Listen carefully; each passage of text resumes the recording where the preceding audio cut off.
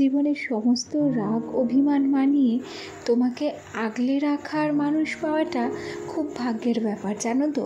সত্যি সত্যি যদি কখনো এমন মানুষ পেয়ে থাকো তবে তাকে কিন্তু কখনো হারাতে দিও না। হতেই পারে সে দেখতে খারাপ, রূপগুণ বিচারে মানুষের মনের বিচার কখনোই করা যায় না।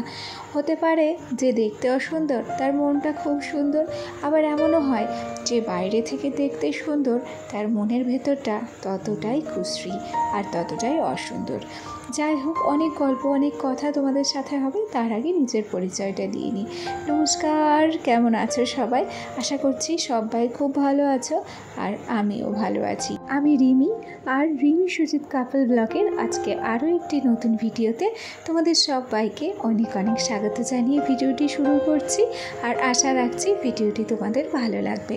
তবে ভিডিও শুরুর আগে একটা কথা বলে রাখি, আজকের ভিডিওটি যদি কোনো কারণে তোমাদের কোথাও একটু ভালো লেগে থাকে তাহলে একটা লাইক করো আর একটা কমেন্ট করো। তোমাদের ছোট্ট একটা লাইক আর তোমাদের মিষ্টি একটা কমেন্ট, জানো তো, আমাকে আরও নতুন নতুন বন্ধুদের কাছে পৌঁছতে সাহায্য করে। আর আমার এই চলার পথে যদি তোমাদের একান্তই সাহায্য কিংবা সহযোগিতা না পায় তাহলে আমার এই ছোট্ট পরিবারটি কী করে একটা বড় পরিবারে পরিণত হবে বলো। যাই হোক, প্রত্যেক দিনের মতো আজকের ব্লগটাও সেই সকাল থেকেই শুরু করেছি। ঘুম থেকে উঠে আগে বাসি কাজকর্মতে হাত দিয়েছি। তবে সকালবেলায় যে খুব বেশি বাসনপত্র আমাদের থাকে তা কিন্তু নয়।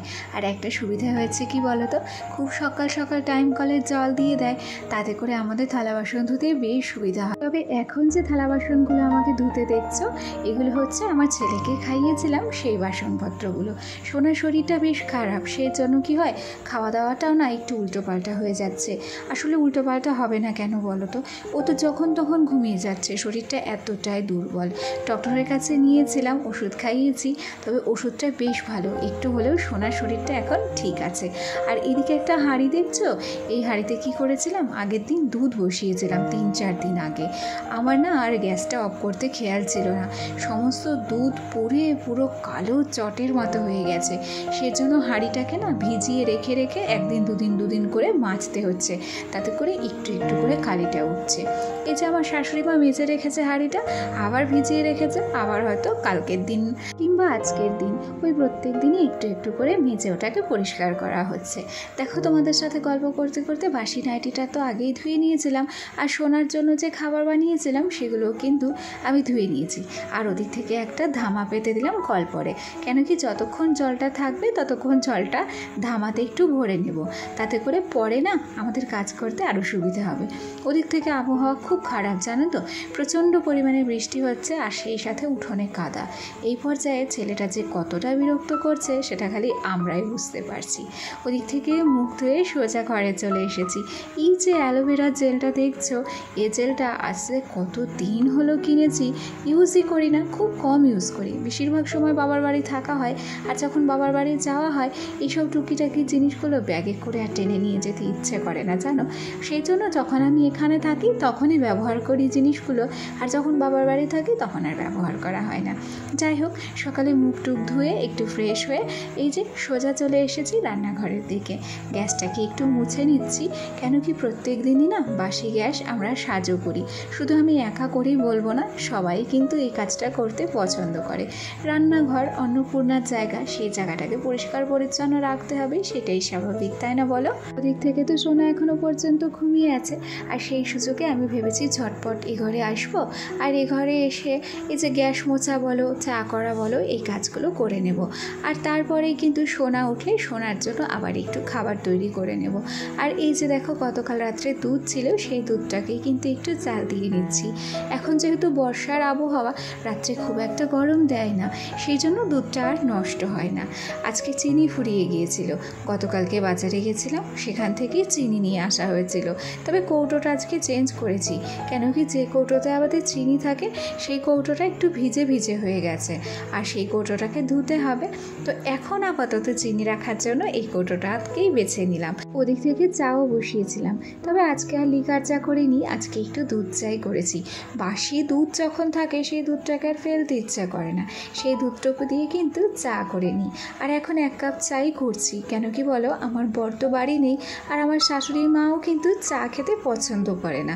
আর গরমের সময় বলো শীতের সময় ওরা কখনোই চা খায় না। ওই যখন আমার শ্বশুরমশাই বেঁচে ছিলেন তখনই আমরা দুজন একসাথে চা খেতাম। তবে শ্বশুরমশাই মারা যাওয়ার পর বর্তমানে আমি একাই চা করে খাই। একা একা চা খেতে একটু বোরিং লাগে ঠিকই, কিন্তু সঙ্গ না পেলে কী করব বলো, সঙ্গ না পেলে তো একা একাই খেতে হবে। যাই হোক, ওদিক থেকে চাটা খাওয়া কিন্তু আমার হয়েও গেছে। আর তারপরে চলে এসেছি আমার ঘরে। এই যে বালিশ কভারগুলো দেখছো, আমার ছেলে খেলা করতে করতে প্রত্যেকটা বালিশ কভারের ফিতেগুলো খুলে ফেলেছে। তাই বিছানা গোছানোর সময় একটু হলেও লেট হচ্ছে। কেন কি দেখছি চারটে বালিশের কভারই কিন্তু খোলা। তো চলো গল্পে গল্পে বিছানাটাকে কিন্তু আমি গুছিয়েও নিচ্ছি। আর এই যে আজকে কোল বালিশের কভারটা দেখছো, এই কোল বালিশের কভারটাও কিন্তু গতকাল রাত্রে আমি নতুনই বার করেছি। এই সাদা সাদা বালিশের কভার, সাদা বিছানার চাদর বেশ সুন্দর লাগে দেখতে, তাই না? আমার কাছে না বেশ 2-3টে সাদা চাদর ছিল, তার মধ্যে 1-2 নষ্টই হয়ে গেছে, আর একটাই নতুন সাদা চাদর রয়েছে। আর একটা চাদর ও ঘরে আমার দেওরের বিছানায় পেতে দিয়েছিলাম, সেটা অনেকদিন আগেই দিয়ে দিয়েছিলাম। এই যে গল্প করতে করতে এবার একটু আলমারিটাকে মুছে নিচ্ছি। একটা কথা তোমাদের সাথে শেয়ার করি, আমার ব্লগে হয়তো তোমরা কেউ রান্নাবান্না দেখতে পাও না। আমি আগেও বলেছি, সকালে রান্নার দায়িত্বটা আমার নয়, জানো, রাত্রিবেলা রান্নার দায়িত্ব আমার। সেক্ষেত্রে যদি আমার বর বাড়ি থাকে তাহলে প্রত্যেক দিনই রাত্রে কিছু না কিছু সবজি তরকারি রান্না করি, সেটা তোমাদের সাথে শেয়ার করি। তাছাড়া খুব একটা তোমাদের সাথে কিন্তু শেয়ার করা হয় না। গল্পে গল্পে এই যে খাওয়া দাওয়া কমপ্লিট করে নিয়েছি। আজকে রান্না হয়েছিল ব্রাহ্মী শাক, আর তার সাথে রান্না হয়েছিল সয়াবিন। ওদিক থেকে সকাল সকাল আমার শাশুড়িমা উঠে স্নান করে পুজো দিয়ে সেটাই কিন্তু রান্নাবান্না করে নেয়। আর ওনার রান্নাবান্না করার পর সংসারের যে যাবতীয় কাজকর্মগুলো থাকে, রান্নাঘর পরিষ্কার করা থেকে শুরু করে রান্নাঘর গোছানো, আমার ঘরের কাজকর্ম, ধোয়া কাচা, বাসন মাজা, সমস্তটাই কিন্তু আমাকে সামলাতে হয়।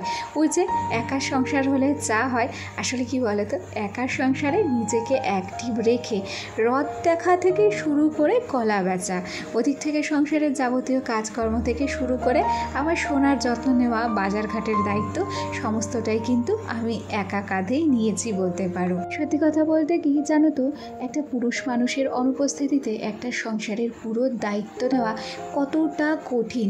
দিন শেষে যখন আমরা ক্লান্ত হয়ে যাই, তখন কিন্তু পাশে আমাদের প্রিয় মানুষটাকে আমরা পাই না সান্ত্বনা দেওয়ার জন্য। সেই জন্যই প্রথমে বলেছিলাম যে সমস্ত মান অভিমান, দুঃখ কষ্ট মানিয়ে নিয়ে একটা পাশে থাকা, একটা সান্ত্বনা দেওয়ার মানুষের সত্যিই খুব প্রয়োজন। দিন শেষে সেটাই আমাদের কিন্তু সবচেয়ে বড় পাওনা, জানো তো। সারাদিনে অতটাও কষ্ট হয় না যদি পাশে কষ্ট বোঝার একটা মানুষ থাকে। যাই হোক, গল্প করতে করতে এদিকে সকাল থেকে কিন্তু কাজকর্ম সারাও হয়ে গেছে। আর ওই যে আমার সোনা কিন্তু ঘুমিয়েও পড়েছে। আর এই সুযোগে ঘরটাকে একটু ঝাড় দিয়ে নিচ্ছি, আর তারপরে স্নানটা সেরে নেব। এই পর্যায়ে মুখে নিয়েছি একটা ফেস প্যাক। কেন কি বলো, কয়েকদিন ধরে মুখে না প্রচুর র্যাশ ব্রণ বেরিয়েছে। র্যাশ ব্রণের সাথে পেরে পারছি না, ওই জন্যই ফেস প্যাকটা বাজার থেকে কিনে এনেছি। ওই 1-2 বেলা করে মুখে লাগাই। আর সত্যি কথা বলতে কি, ফেস প্যাকটা এতটাই ভালো, জানো তো, আমি খুব ভালো রেজাল্ট পেয়েছি। মাঝে কিছুদিন বন্ধ করেছিলাম, ব্যবহার করতাম না, তবে আবার নতুন করে নিয়ে এসেছি।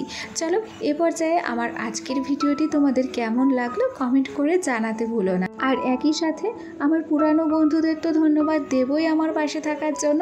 আর যদি কোনো নতুন বন্ধু এসে থাকো, আর যদি আমার ভিডিওটি ভালো লেগে থাকে, তাহলে আমার পাশে থেকো।